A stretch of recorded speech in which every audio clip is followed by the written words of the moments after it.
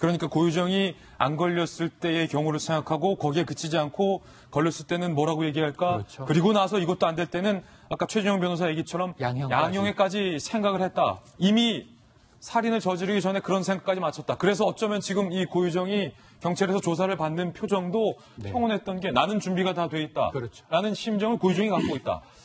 이것은 일반 사람들의 어떤 정상적인 이 생각의 구조, 뇌의 구조와는 전혀 다른 모습을 보이고 있는데 한 가지 논란이 되고 있습니다. 이 제주도의 인근 주민들이 경찰서를 항의 방문했습니다. 수사가 부실하다는 겁니다.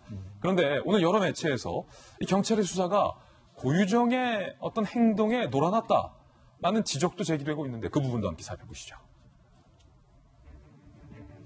저희가 잠시 후에 이 사건을 수사하고 있는 제주경찰의 브리핑도 생방송으로 연결할 예정인데 일단 함께 보시죠. 지난달 27일 오후 8시에 남편의 남동생이죠. 경찰에 형이 실종됐다라는 실종 신고를 하게 됩니다.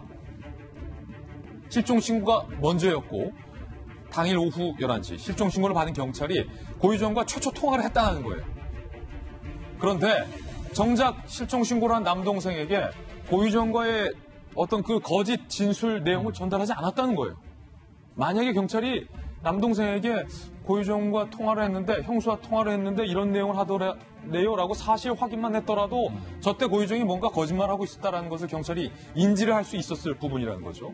그리고 피해자의 차량이 사흘째 방치됐다는 것을 확인한 경찰이 블랙박스를 조사하는 등의 행위를 일치하지 않았다는 지점도 현재 논란이 되고 있어요. 그리고요.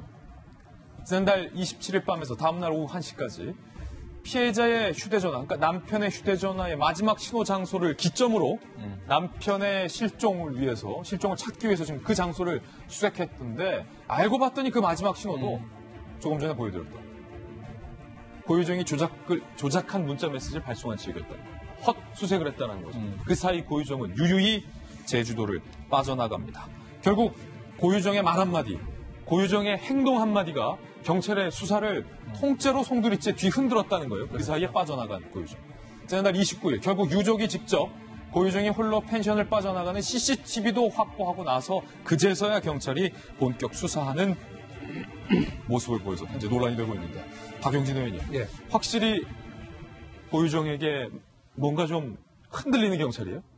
아까 우리 패널들께서 쭉 지적해 주신 것처럼 고유정은 일종의 이제 완전 범죄를 꿈꾼 것 같고요.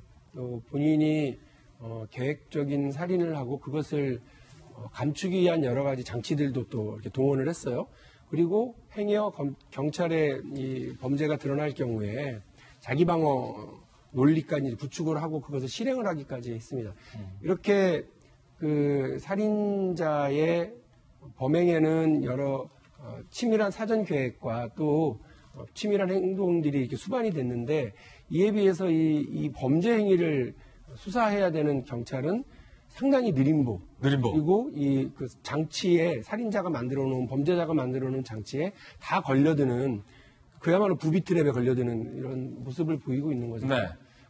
제가 봐도 제가 경찰 수사를 전혀 이해하지 못하는 사람임에도 불구하고 아니 피해자의 차량이 사흘 동안 방치되어 있는 그것 자체를 이상하게 생각하지 않고 그 차량에 대한 수색도 전혀 하지 않고 했다고 하는 것 자체가 잘 이해가 되지를 않습니다. 거기에는 되게 많은 정보들이 있잖아요. 하다못해 그 차량이 그 차량에 달려있는 폐쇄로 카메라만 보더라도 우리가 많은 정보를 알 수 있을 텐데 왜 그거를 다 놓쳤을까. 그리고 CCTV를 유족이 확보했다는 건 또 뭔가 좀 기겁을 했어요.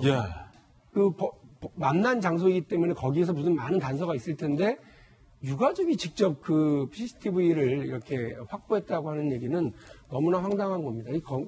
경찰이 그 이후에 여러 가지 그 사건과 관련된 진행 상황을 지금 기자들에게 계속해서 브리핑하고 국민들에게 설명하려고 하는데 잘 납득이 안 되고 너무 그 뒷북치는 그런 행보들도 보여서 과연 지금은 경찰이 이 사건 전모를 파악하고 있느냐 이것도 궁금해요. 처음에는 그 시신을 어디다 유기했는지 그걸 못 찾아서 허둥지둥 됐었고요.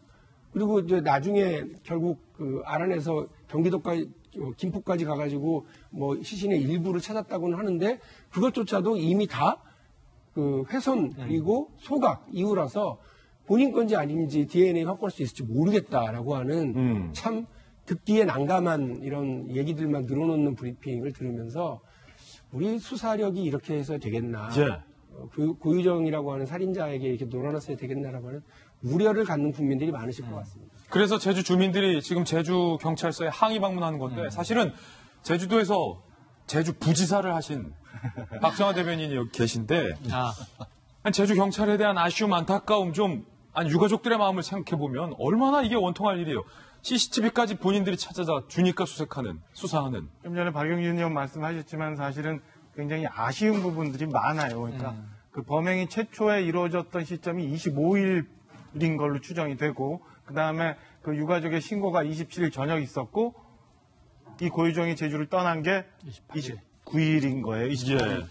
그 29일이나 근데 4일이나 지나고 나서 이제 경찰이 이게 단순 실종 내지는 뭐 자살 뭐 이런 게 아니라 뭔가 이상하다는 느낌을 받고 4일이나 지난다. 이미 제주를 떠난 다음에나 경찰이 형사과 수사를 시작을 했으니 지금까지 있었던 고유정은 너무나 근데 층층이 많은 장치들을 만들어 놨던 거예요. 조천 펜션에 있다가 이동이라는 건 마트도 있고 한 도심지거든요. 제주도에 있는 구제주 한 30분 정도 이동해서 거기서 남편 명의로 문자를 보내서 알바를 또 만들어내고 예. 뭐 이런 것들이 굉장히 많았습니다. 치밀하게 준비를 했음에도 불구하고 경찰인 최초에 있었던 CCTV 확인 안 했어요. 펜션 안에 있었던 현장 보존도 제대로 안 했어요. 그냥 휘둘려 간 것에 대해서 주민들이 이제 안타깝게 생각합니다. 우리 지금 서울은 굉장히 익명성이 보장이 돼서 뭐 누가 누군지 별 옆에도 관심을 갖고 있지 않지만 제주는 아직도 지역사회에 이렇게 질서나 어른들이 역할에 대해서 많이 고민하고 있는 사회예요. 그래서